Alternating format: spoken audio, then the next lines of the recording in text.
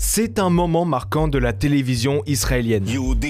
רוצחים פלסטינאים, שורפים אותם. פשעי מלחמה? כן. איך אנחנו בתקשורת לא שומעים על רציחות? תקרא.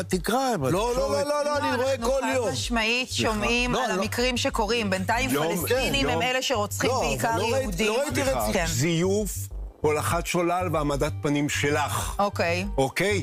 Cet homme, c'est Ehud Olmert, Premier ministre de 2006 à 2009, un ancien Premier ministre israélien qui condamne fermement les agissements de son pays et se retrouve en confrontation directe à la télévision israélienne avec des journalistes. Et le sujet sur lequel a eu lieu cet affrontement, ce n'est pas Gaza, mais l'autre territoire palestinien, la Cisjordanie. בגדה המערבית מתרחשים פשעי מלחמה יום-יום. מאות מגורשים פלסטינאים מגורשים, מותקפים, השדות שלהם נשרפים, הבתים שלהם נשרפים. La Cisjordanie, c'est un territoire palestinien qui fait plus de 15 fois la taille de la bande de Gaza et qui est occupé par Israël. Une occupation illégale aux yeux du droit international et pourtant, depuis des décennies, l'État hébreu colonise progressivement la zone. Et ces derniers temps, la colonisation s'intensifie et devient de plus en plus violente. Selon l'ONU, les attaques visant la population palestinienne connaissent même un niveau record depuis bientôt 2 ans. Des attaques menées par des groupes de colons israéliens radicaux, à l'image du mouvement des Jeunes des Collines. Le 7 juillet dernier, c'est Taïbé, la seule ville chrétienne de Cisjordanie, qui a été attaquée. Plusieurs dizaines de colons israéliens ont notamment mis le feu au cimetière et à l'église historique du village. We are attacked because we are here and we're still in our land and because we are rooting in this land. Even Muslims, Christians, Buddhists, Samaritan, Druze, Jews, anyone. And this is very basic. That we are Palestinians, that's why we are attacked. Et l'objectif derrière ces attaques, c'est de terroriser les Palestiniens pour les faire partir. Last month, several homes were attacked by these radicals, lighting fires and directing a billboard that said, "There is no future for you here." De nombreux habitants se retrouvent ainsi obligés de fuir, craignant pour leur sécurité, comme ici à Mouarajat, où après l'incendie de leur mosquée, l'attaque de leur école, de nombreux vols de bétail et des destructions de leurs biens, la majorité des 200 habitants a finalement décidé de fuir le village.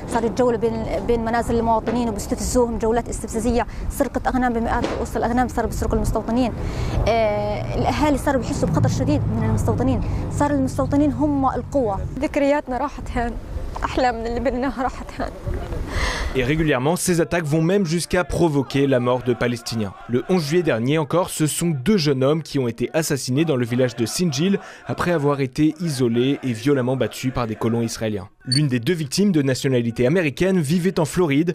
Il était venu rendre visite à sa famille. Il faut que les responsables de cet acte criminel et terroriste rendent des comptes. Saïf n'avait que 20 ans. Depuis le 7 octobre 2023, 967 Palestiniens ont été tués en Cisjordanie, que ce soit par les colons ou par l'armée israélienne. Oui, car si cette colonisation de plus en plus agressive est possible, c'est grâce au soutien du gouvernement de Benjamin Netanyahou, qui la qualifie pour sa part de politique d'implantation. שממשלת ישראל אחראית להם, משטרת ישראל נוכחת בהם, עוצמת את עיניה, צה"ל לא עושה את מה שהוא צריך לעשות. Dans le gouvernement, de nombreux ministres réclament l'annexion pure et simple du territoire dans les plus brefs délais. En novembre 2024, c'était par exemple le ministre des Finances, Bezalel Smotrich, un homme politique d'extrême droite venant lui-même d'une colonie. שנת 2025 יהיה בעזרת השם שנת הריבונות ביהודה ושומרון. Et plus récemment, c'est le ministre de la Défense en visite dans un avant-poste israélien en Cisjordanie qui avait réagi à l'annonce d'Emmanuel Macron de reconnaître l'État palestinien.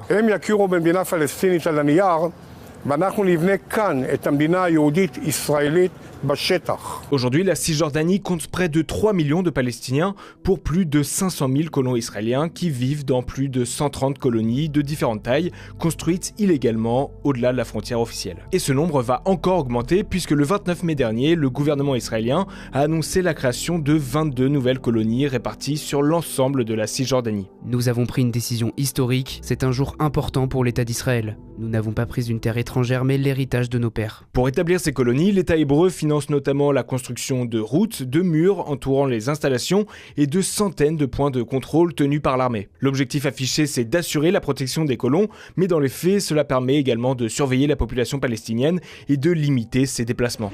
Des opérations militaires ont également lieu. Depuis janvier dernier, l'opération Mur de Fer organise ainsi la prise de contrôle et la destruction par l'armée israélienne de plusieurs camps de réfugiés dans le nord de la Cisjordanie ou à Tulkarem. Plusieurs dizaines de civils palestiniens y ont été tués et plus de 40 000 ont été contraints de fuir.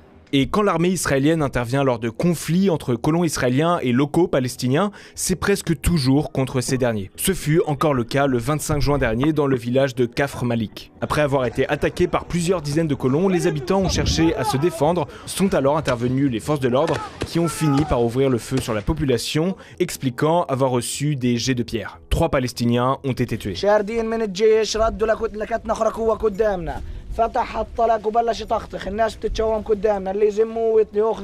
Du côté israélien, 5 colons ont été placés en garde à vue à la suite de l'attaque de Kafr Malik avant d'être rapidement relâchés. Mais cela a suffi pour que le mouvement extrémiste juif des Jeunes des Collines s'en prenne, cette fois-ci, aux forces de sécurité israéliennes. Bilan, la façade du poste de police a été incendiée et des affrontements ont eu lieu, le groupe allant jusqu'à attaquer une base militaire voisine, jetant des gaz lacrymogènes et crevant les pneus des véhicules.